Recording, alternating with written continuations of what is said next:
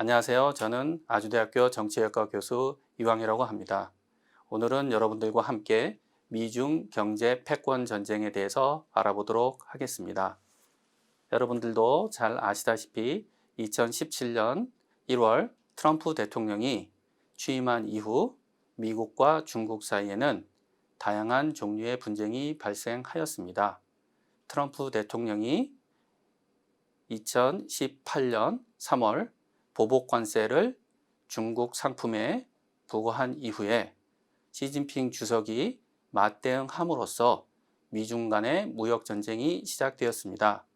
2019년 7월 중국의 위안화 환율이 1달러당 7위안 이하로 평가절하되자 미국은 중국을 환율 조작국으로 지정하면서 환율 전쟁도 시작되었습니다. 2020년 4월 이후에는 미국이 위챗이나 틱톡과 같은 중국산 앱을 금지함으로써 미국과 중국 사이에는 과학기술 전쟁까지 발생하였습니다. 이렇게 트럼프 시대에는 중국을 강하게 압박하는 정책이 계속되어 왔습니다. 그렇다면 과연 바이든 시대 미국과 중국은 어떤 관계를 가질까요? 오늘 여러분들과 함께 생각을 해보도록 하겠습니다. 바이든 시대를 이해하기 위해서는 먼저 트럼프 시대를 이해를 해야 됩니다. 왜냐하면 바이든 행정부는 트럼프 행정부의 그 정책의 연장선상에 있기 때문입니다. 먼저 트럼프 행정부는 무역 전쟁을 시작을 했습니다. 미국 우선주의에 입각을 해서 대중 무역 적자를 축소하기 위한 보복 관세를 부과를 했습니다. 그리고 중국이 반발하자 트럼프 행정부는 중국의 불공정 무역 행위, 예를 들어서 지적재산권 침해, 강제적인 기술 이전, 정부 보조금 지원 등을 근절하기 위한 제도 개혁까지 요구하였습니다. 그리고 과학기술적 차원에서 미국은 중국의 군민융합 기업에 대한 전략적 물자, 특히 반도체입니다. 는 물론 소프트웨어까지 사용을 금지하는 조치까지 도입을 하였습니다. 이러한 트럼프 행정부의 무역 전쟁으로 인해서 미국과 중국 사이에는 탈동조화 또는 신냉전의 위험이 증가해 왔습니다. 2020년 1월 1차 무역 합의 이후에 미국은 중국을 본격적으로 봉쇄하기 위해서 다양한 조치를 도입해 왔습니다. 그래서 미국은 과학기술 분야에서 특히 더 강력한 제재 조치를 부과했는데요. 이러한 그 조치들은 미국의 인도태평양 전략, 경제 번영 네트워크, 클린 네트워크 등과 같은 정책 구상으로 발전하였습니다.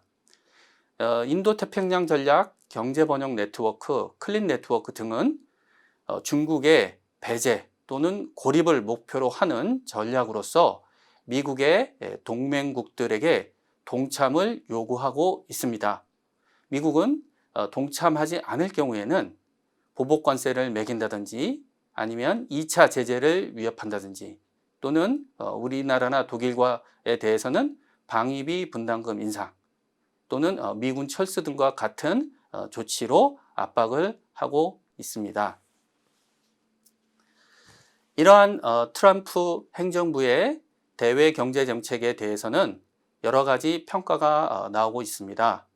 먼저 트럼프 행정부의 편승 압박 전략이 성과가 있었다라는 긍정적인 반응도 있습니다. 이것은 미국을 비롯한 미국의 주요 동맹국에서도 중국에 대한 부정적 여론이 빠르게 확산되어 왔습니다. 그러나 반대로 트럼프 행정부의 대중 압박이 무리수였다라는 부정적인 평가도 있습니다. 특히 미국이 동맹국에게까지 보복 관세를 부과하고 방위비 분담금을 과도하게 인상하는 등 이러한 조치들에 대해서는 동맹국 내에서도 트럼프 대통령에 대한 부정적 인식이 굉장히 증가하였고, 그 결과 미국에 대한 호감도도 상당히 저하되는 추세를 보여주었습니다. 여러분이 보시고 있는 그래프는 퓨 리서치에서 조사한 결과입니다. 미국의 주요한 동맹국들에서 미국에 대한 여론과 트럼프 대통령에 대한 지지도를 조사한 것입니다. 지금 이 그림을 보시면 거의 모든 국가에서 미국에 대한 호감도가 올라가고 반대로 중국에 대한 반감이 증가했다는 사실을 알 수가 있습니다. 이 빨간 선 안에 있는 그래프는 바로 우리나라의 그 대중 인식을 보여주는 자료입니다. 여러분이 보시다시피 트럼프 대통령 재임 기간에 중국에 대한 호감도가 많이 낮아졌다. 그리고 반대로 미국에 대한 호감도가 올라갔다라는 것들을 보실 수가 있습니다.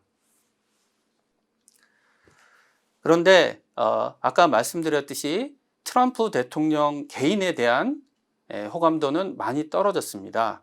역대 미국 대통령들을 다 비교할 수는 없지만 가장 최근에 재임했던 조지 W 부시 대통령, 오바마 대통령, 그리고 트럼프 대통령, 이 전세 대통령을 비교해 보면 트럼프 대통령에 대한 호감도가 제일 낮다는 사실을 알 수가 있습니다. 이렇게 한편으로는 중국에 대한 반감이 올라갔지만 또 다른 한편으로는 트럼프 대통령에 대한 비호감도도 같이 올라가는 이러한 서로 상충되는 결과가 나왔습니다. 이런 점에서 트럼프 대통령의 대중 압박이 완전한 성공이라고 평가하기에는 어려운 측면이 있다라는 것입니다. 그리고 이제 트럼프 대통령의 경제 통상 정책에 대해서도 여러 가지 부정적인 평가가 나오고 있습니다. 가장 중요한 것은 미국 우선주의에도 불구하고 트럼프 대통령 재임 기간 중 미국과 중국 사이의 경제력 격차가 상당히 축소되었다라는 사실에 있습니다. 또한 1차 무역 합의 이후에도 미국의 대중 무역 적자는 줄어들지 않았고 중국으로 이전된 생산 시설을 미국으로 복귀시켜 제조업을 부흥하려는 리쇼링 계획도 지지부진한 상태입니다. 또한 트럼프 대통령이 2017년 1월 환태평양 경제 동반자 협정, 일명 TPP라고 하죠. 탈퇴를 선언한 이후 중국이 동아시아 지역의 메가 FTA를 추진하여 2020년 11월 영내 포괄적 경제 동반자 협정이 체결되었습니다. 여러분이 지금 보고 계시는 그래프는 미국의 무역 수지입니다. 미국의 수출과 수입 그래프를 보시면은 2000년대 이후에 계속 벌어지는 모습이 나오고 있습니다. 이 벌어지는 것은 미국의 수입이 수출보다 많기 때문입니다. 바로 이러한 수출과 수입의 차이, 이것이 바로 무역 적자가 되겠습니다. 트럼프 대통령이 취임한 2017년 이후에도 무역 적자는 크게 줄지 않고 있다는 사실을 여러분이 이 그래프에서 확인할 수가 있습니다. 다음 그래프는 미국과 중국의 무역 수지를 비교한 그래프입니다. 여러분이 보시다시피 미국의 대중 수출은 크게 줄거나 늘지 않고 있습니다. 반면에 중국의 대미 수출은 늘었다 줄었다 하는 점에서 이렇게 곡선을 보여주고 있는데요. 여러분이 보시다시피 2017년 트럼프 대통령이 취임한 이후에 중국의 대미 무역 수출은 조금 줄었습니다. 특히 무역 전쟁이 심각하게 전개되었던 2019년도에는 확실히 줄어드는 추세가 발견됩니다. 그러나 코로나19 위기가 시작된 2000년 1월 이후에는 다시 증가하기 시작을 합니다.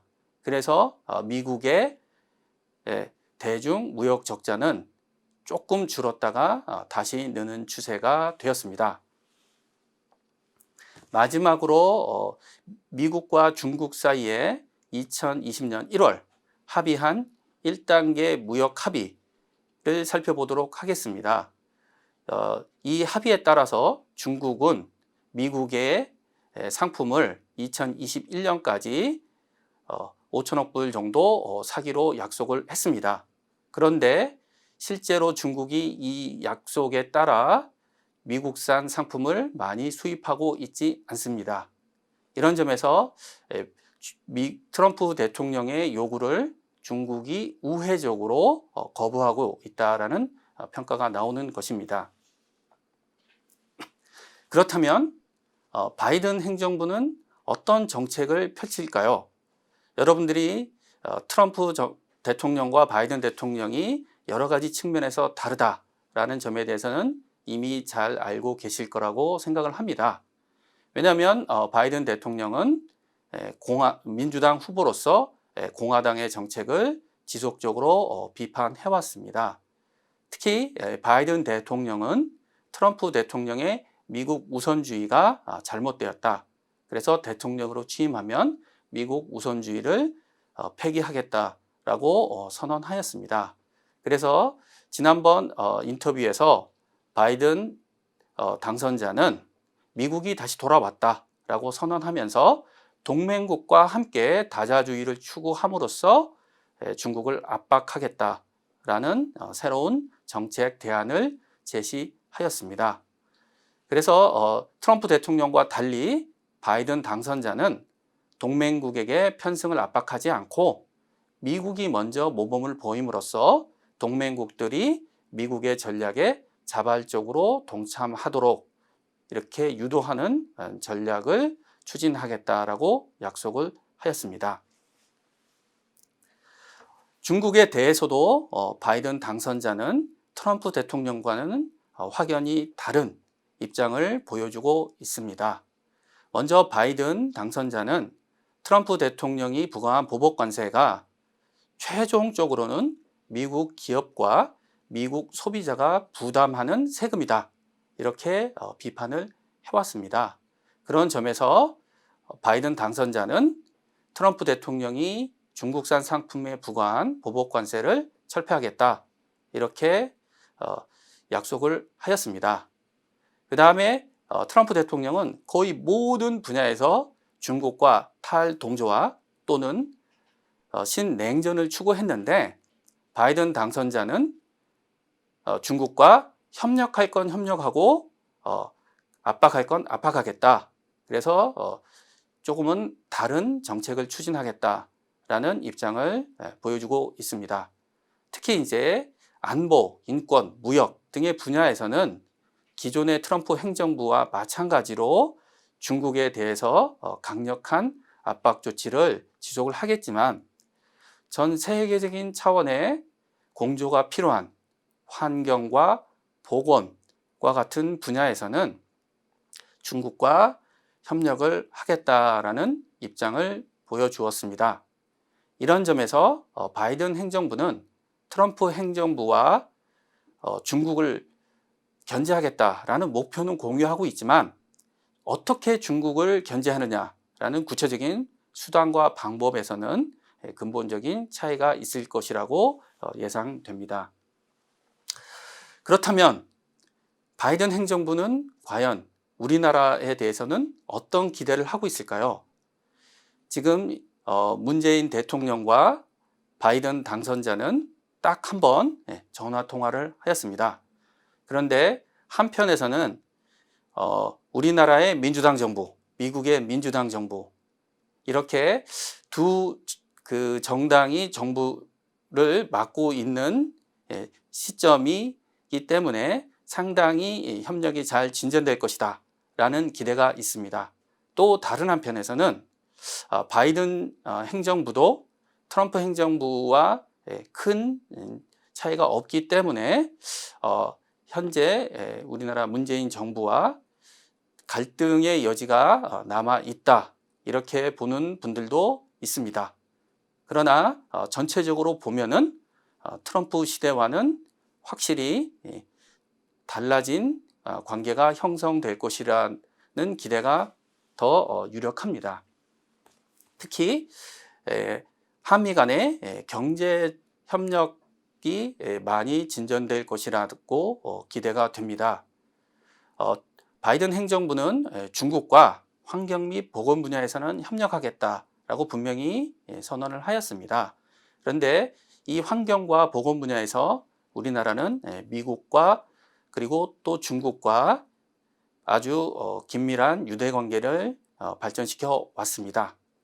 특히 최근에 문재인 대통령이 2050년 탄소 중립을 하겠다라고 발표하였습니다. 그런데 지난 9월 시진핑 주석도 2060년까지 중국이 탄소 중립을 하겠다라고 발표하였고요. 일본의 스가 총리도 2050년까지 탄소 중립을 달성하겠다라고 같이 선언하였습니다. 이래서 바이든 정부는 2050년을 목표로 하고 있습니다. 그래서 중국은 2060년, 우리나라, 그 다음에 일본, 미국은 2050년 이렇게 탄소 중립을 다 달성하겠다라고 선언했기 때문에 이 동북아 차원에서 환경 에너지 협력을 추진할 수 있는 좋은 여건이 형성되고 있습니다. 그래서 문재인 정부가 이 탄소 중립을 실천하기 위해서 추진하는 한국판 뉴딜, 이 정책이 국제적인 지지를 받는다면은 한미 간에 협력할 수 있는 여지는 굉장히 커질 것이라고 생각이 됩니다. 그리고 바이든 행정부가 공식적으로 출범하는 1월 이후에 그린 뉴딜까지 추진하게 되면은 우리나라와 그 다음에 유럽까지 함께 전 세계적인 차원에서 그린 뉴딜을 위한 국제적 연대도 가능할 것이라고 기대가 됩니다. 만약 이렇게 된다면은 한국, 미국, 유럽이 함께 환경 에너지 협력을 하는 동시에 동북아에선 또 한중일 협력이 동시에 진행이 되게 됩니다. 이렇게 되면 우리나라가 전 세계적인 차원 그리고 동북아 차원에서 경제 협력, 특히 이제 에너지 환경 분야의 협력을 주도할 수 있는 계기를 가질 것이라고 생각이 됩니다. 이런 점에서 바이든 행정부 시기에도 한미 간의 협력은 잘 발전할 수 있을 것이다 라고 우리가 아주 낙관적으로 예상을 할 수가 있습니다. 자, 여러분 어떻게 들으셨나요? 바이든 행정부 시기는 트럼프 행정부 시기와는 많은 차이가 있을 것입니다.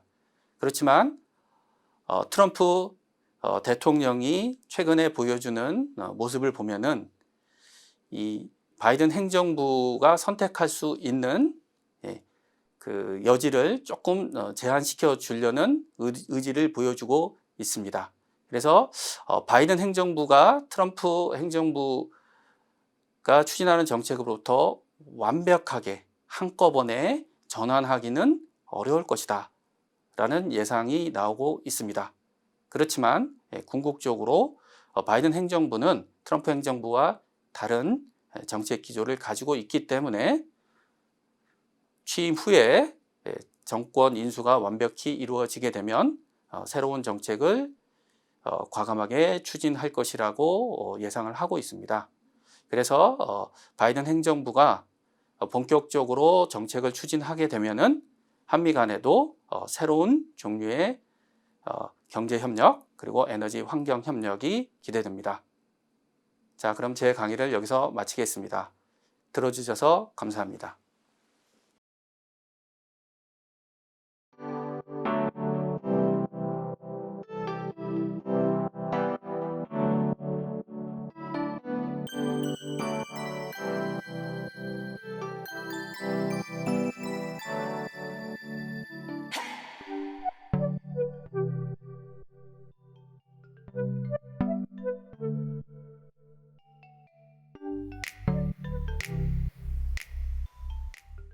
안녕하십니까.